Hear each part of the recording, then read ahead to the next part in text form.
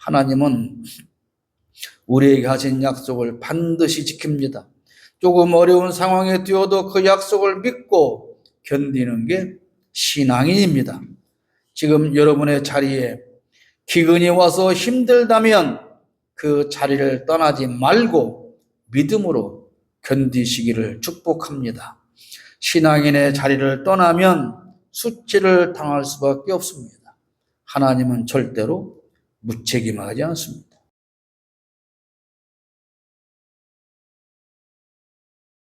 여러분들은 사람과의 관계에서 가장 불편하고 실망스러울 때가 있다면 언제입니까? 저는 약속을 잘 지키지 않는 사람을 만날 때 참 많이 실망을 합니다. 무엇보다도 시간 약속을 안 지키는 사람을 볼 때 더욱 그렇습니다. 약속 시간을 안 지키는 건 상대방을 무시하는 것이기 때문에 그렇습니다.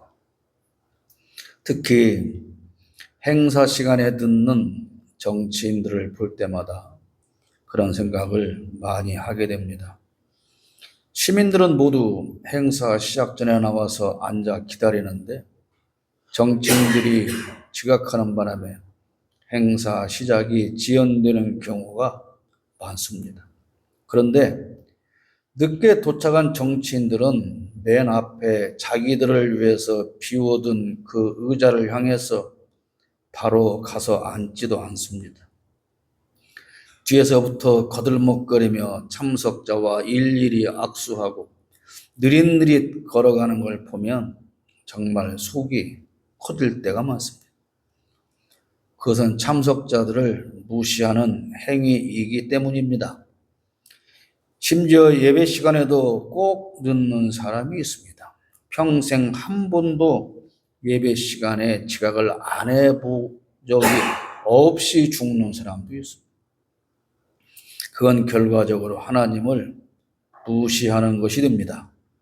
어떤 경우든 약속 시간을 지키는 것은 사람과의 관계에서 아주 기본적인 예의입니다.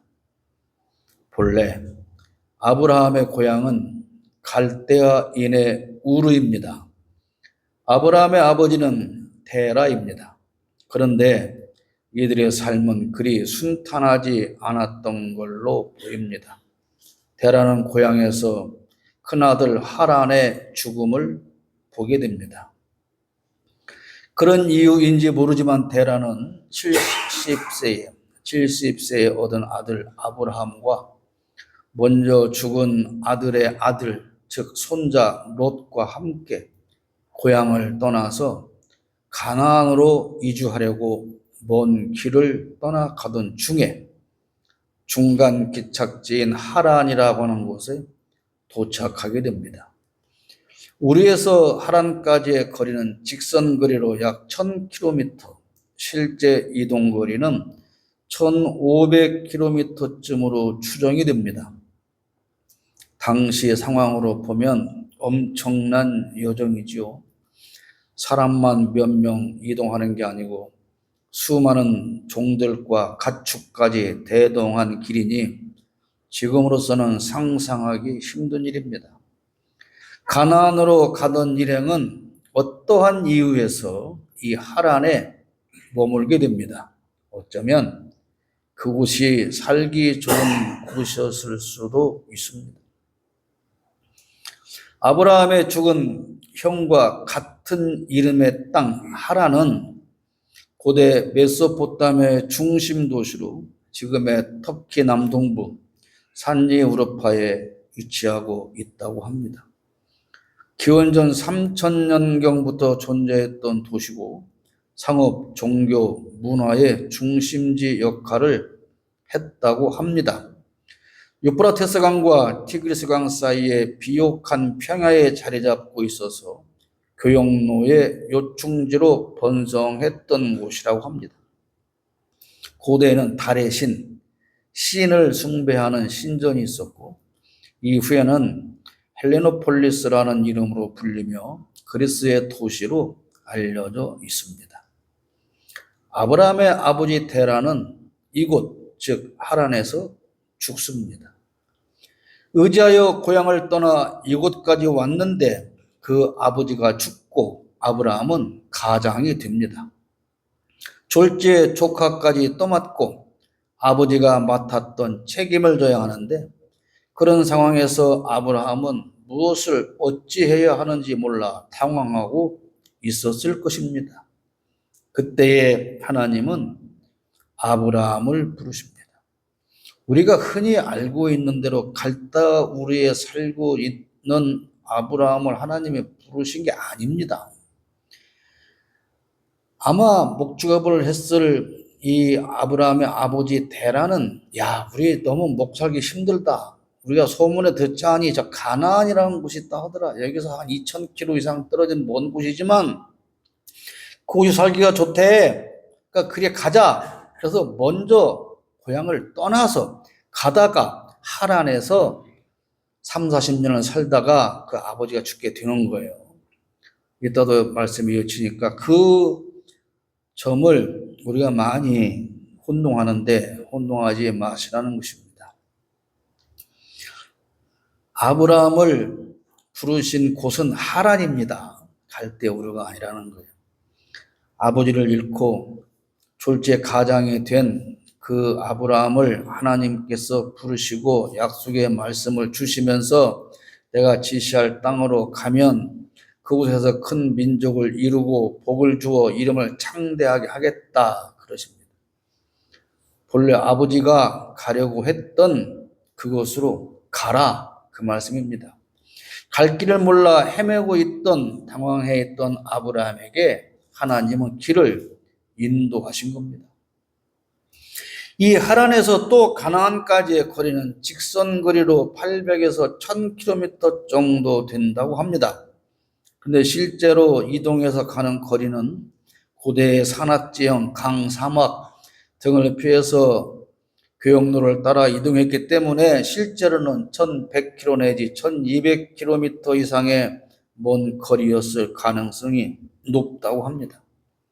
시간상으로는 최소한 2-3개월이 소요되었을 것이라고 합니다. 오늘 12장 1절로 2절 말씀을 보면 너는 너의 고향과 친척과 아버지의 집을 떠나 내가 네게 보여줄 땅으로 가라. 내가 너로 큰 민족을 이루고 네게 복을 주어 네 이름을 창대하게 하리니 너는 복이 될지라 그랬습니다. 이 말씀은 아버지가 죽었다고 해서 다시 떠나온 고향으로 돌아가지 말고 여기에 머물르지도 말고 본래 너의 아버지가 너희와 함께 가려고 했던 그곳으로 가라. 이 말씀을 우리는 이렇게 이해를 해야 맞는 겁니다. 아브라함은 아버지의 고향 우르가 아닌 하란에서 하나님의 부름을 받았다는 겁니다. 하나님과 아브라함의 협의와 합의를 거친 약속이 아니라 하나님께서 일방적으로 아브라함에게 하신 약속입니다. 전능하신 하나님이 일방적으로 하신 약속이라면 하나님은 반드시 그 약속을 지키셔야 하지 않겠습니까? 아브라함은 하나님의 약속을 굳게 믿고 나이 75세에 온 가족을 이끌고 하나님이 지시할 땅을 향해서 출발하게 됩니다.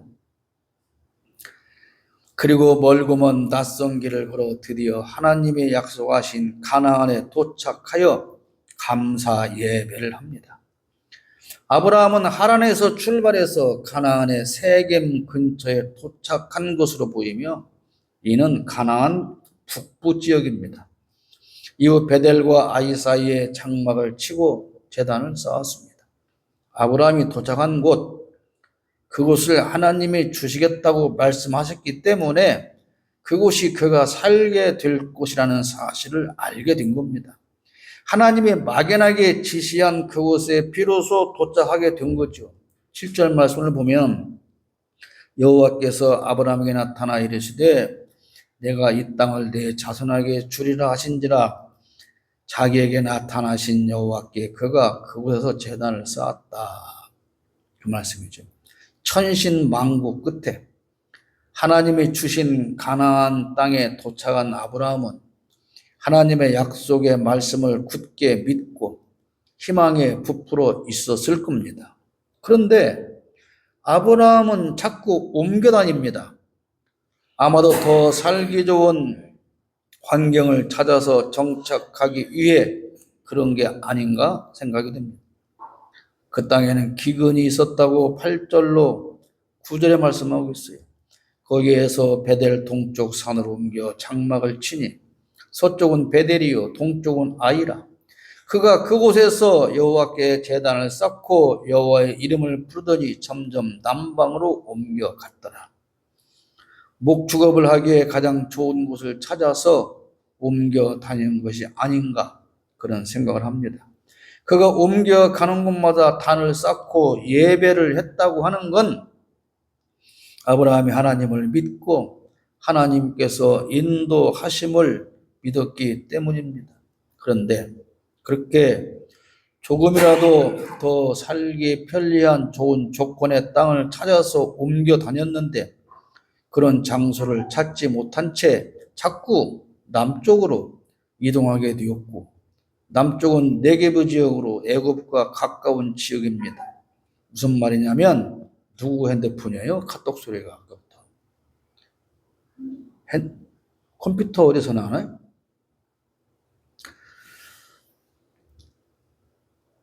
헷갈리는데. 무슨 말이냐면 아브라함이 도착한 곳은 가나안의 맨 북쪽 끝입니다. 그런데 자꾸 내려가서 가장 남쪽까지 옮겨가게 되었다고 말입니다. 그런데 가는 데마다 단을 쌓고 예배를 했다는 건 여기가 그곳이라고 하는 하나님의 응답을 다시 받기 위함인 것이 아닌가 저는 그런 생각을 해봐요. 왜냐하면 처음 도착한 곳 세겜에서 예배를 하고 하나님께서 여기가 내가 너에게 주려고 한 그 땅이다 이렇게 응답을 받지 않습니까? 그런데 그 도착하고 응답받은 세겜에서 상황이 어때요? 기근이 일어나고 있잖아요. 하나님은 분명히 이 땅을 너에게 주겠다. 이 땅을 네가 도착한 이 땅을 너에게 주겠다 그랬는데 보니까 기근이 일어나고 있어요. 그러니까 아브라함 생각은 아니 하나님이 여기 준다고 했는데 여기가 아닌가? 좀 더 옮겨가야 되나? 좀 더 가야 되나? 좀 더 가면 좋은 곳이 나오나? 이렇게 생각을 하면서 이동을 하고 그리고 또 거기서 예배를 합니다. 야 여기가 더 좋은 곳이야.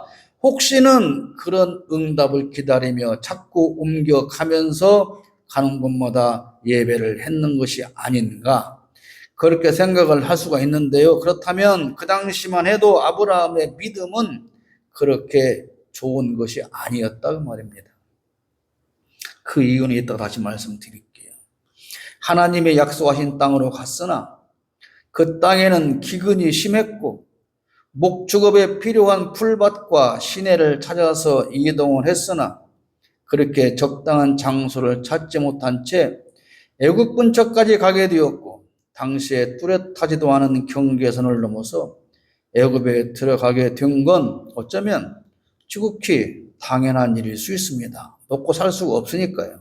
그런데 문제는 그곳 애굽은 하나님이 약속하신 땅이 아니라는 겁니다. 경계선조차 뚜렷하지 않은 당시 상황이었고 비자나 여권이 필요하지도 않은 시대였으나 아브라함이 건너간 그곳은 약속의 땅이 아니었습니다. 트럼프가 지금 미쳐가지고 한국의 노동자들을 300명 이상이나 체포해서 가뒀다고 하는데 당시에는 그런 시대도 아니죠. 교회와 세상은 한 발 차이에 있다고 말입니다. 경계선조차 의식하지 못한 채 우리는 교회를 떠나 세상을 향할 때가 너무도 많습니다. 교회당이라고 하는 건물과 건물 밖의 경계를 말하는 게 아닙니다. 하나님의 약속을 믿는 신앙인의 삶과 하나님의 허락하지 않은 세상 사람의 삶을 우리는 수시로 넘어다니고 있다는 말씀입니다. 아브라함이 받은 상황은 어쩌면 절망적이었을 겁니다. 오직 하나님의 약속만 믿고 1000km가 넘는 거리를 두세 달을 걸쳐서 도착을 했건만, 그렇게 대가족을 이끌고 가족을 이끌고 희망의 부풀어 도착을 했건만, 그러나 그 가나안은 그들이 살 수 있는 곳이 아니었다는 겁니다. 기근이 심해서 가축에게 먹일 풀밭도 없었고 비가 안 와서 시냇물도 말라 붙었습니다.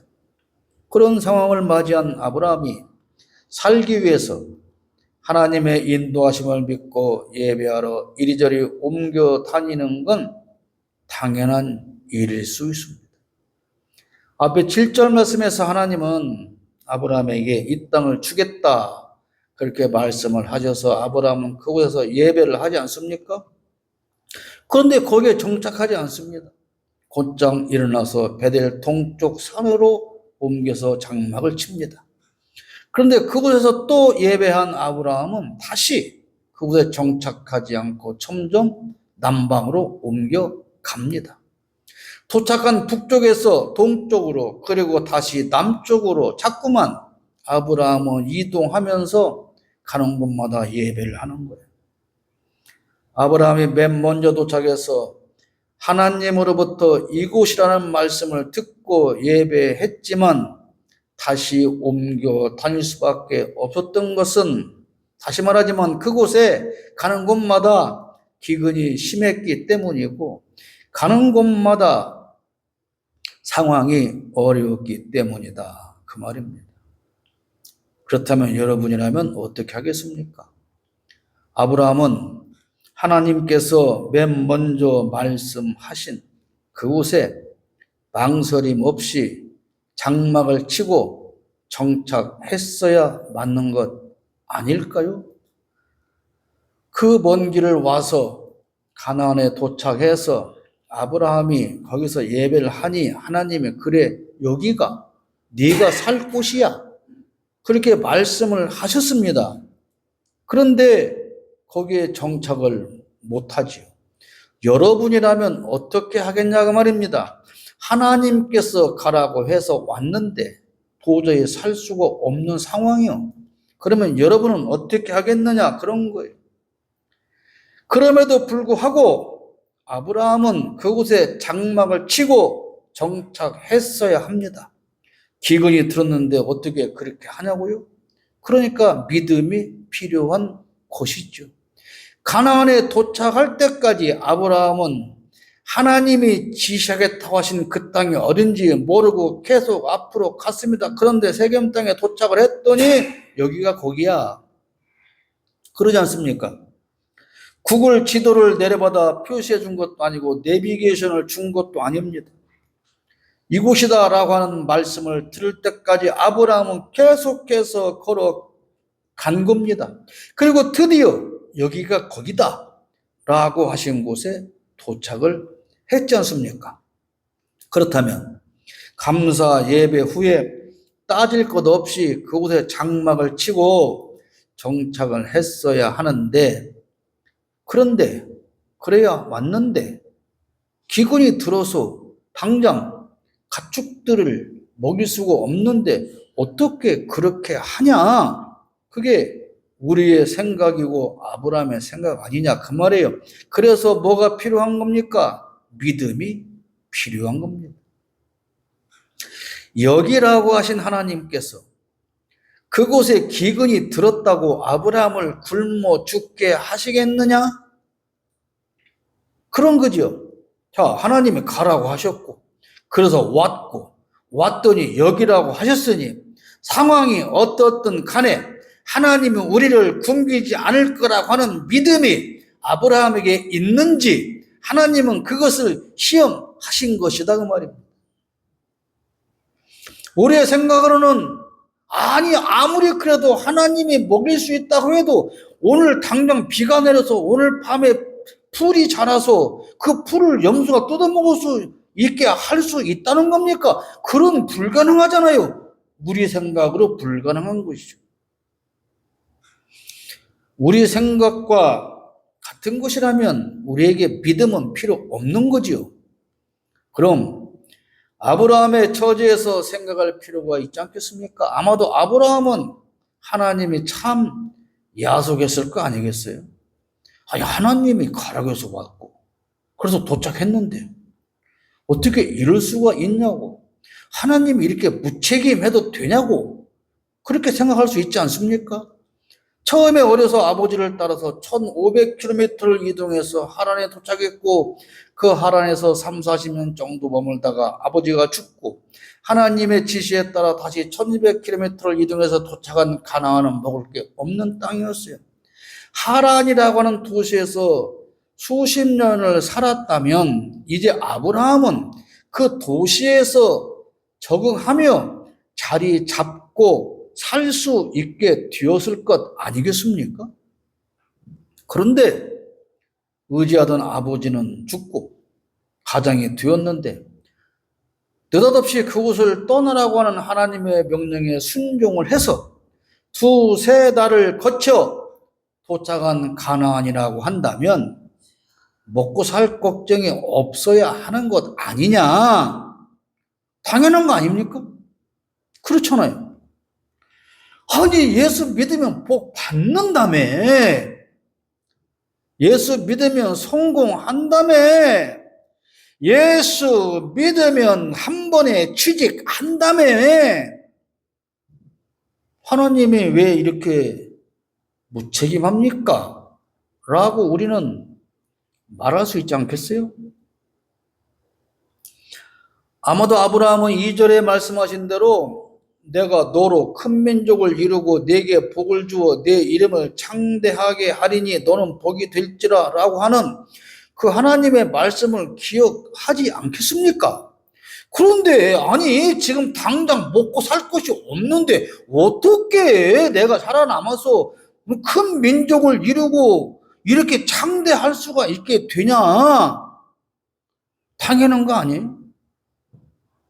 아니 하나님이 그렇게 약속을 했으면 지금 당장 오늘 먹고 마시고 살 수 있는 게 있어야 되는데 그것도 없는데 오늘 당장 먹고 살 것도 없는데 어떻게 창대하게 되냐고 내가. 그렇잖아요.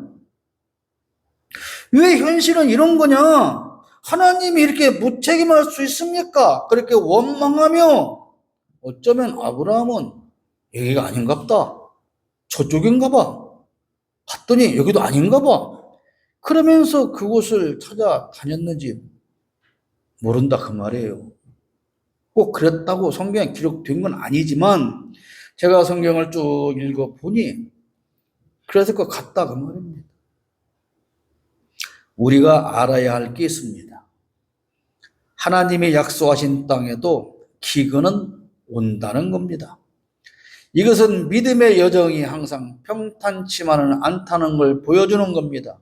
신앙인의 길에 기근이 없는 게 아니라 기근이 있을지라도 하나님이 반드시 해결해 주신다는 그 믿음이 필요하다 그 말입니다. 그러나 아브라함은 기근이라는 현실적 문제에 부딪히자 본인의 판단으로 정착하지 못하고 옮겨 다니다가 결국 가지 말아야 할 애굽까지 찾아가게 된 것입니다. 이것이 아브라함이 맞은 위기의 시작입니다. 신앙인들이 실패하는 이유도 같습니다. 현실적인 어려움을 당하면 하나님의 약속 따위는 까맣게 잊고 하나님을 원망하게 됩니다. 하나님의 무책임하다고 항변합니다. 애굽에 들어가기 전 아브라함은 사라에게 자신을 오빠라고 하라고 부탁합니다. 이는 당시 관습상 남편을 죽이고 아내를 빼앗는 일이 있었기 때문에 그렇습니다. 13절에 원하건대 그대는 나의 누이라 하라. 그러면 내가 그대로 말미암아 안전하고 내 목숨이 그대로 말미암아 보존되리라 하리니. 아브라함의 이기적이고 나약한 모습을 볼 수가 있어요. 여동생이다 그러면 여동생을 데려는 가도 나를 죽이지는 않는다 그 말입니다. 근데 아내를 빼앗기는 한이 있더라도 자기의 목숨은 부지하고 살겠다. 그게 아브라함의 생각 아닙니까? 하나님의 약속을 믿지 못하는 신앙인이 얼마나 나약하고 비굴해질 수 있는지를 보여주고 있는 겁니다. 하나님이 주신 약속의 땅을 떠나면 이런 일을 당하게 되는 거예요. 세상이 무도하기 때문에 그렇습니다. 무도한 세상은 남의 것을 빼앗는데 주저하지 않습니다. 윤석열과 김건희의 일당이 너무나도 잘 보여주었지 않습니까? 그 시기에 나도 필요한데. 신앙인의 길을 떠나 애굽의 바로와 같은 더러운 권력에 빌붙어서 이득을 챙기려다가 아브라함이 겪은 것과 같은 위기에 처한 자칭 한국교회 지도자들을 보십시오. 그들은 지금 얼마나 많은 수치를 당하고 있습니까? 그런데도 저들은 수치조차 느끼지 못하고 있습니다. 아브라함의 이 거짓말은 결국 바로가 사라를 궁으로 데려가는 결과를 낳았고 하나님께서 바로의 집에 재앙을 내리심으로 일이 드러나게 됩니다. 아브라함은 최고의 수치를 당한 겁니다. 그러나 하나님은 아브라함의 실수에도 불구하고 개입하셔서 사라를 되찾게 하시고 아브라함은 아내를 빼앗겼던 덕분에 많은 재산과 함께 애굽을 떠나게 됩니다. 20절 말씀에 바로가 사람들에게 그의 일을 명하며 그들이 그와 함께 그의 아내와 그의 모든 소유를 보내었더라. 이것이 모든 것을 합력하여 선을 이루게 하시는 하나님의 은혜인 겁니다.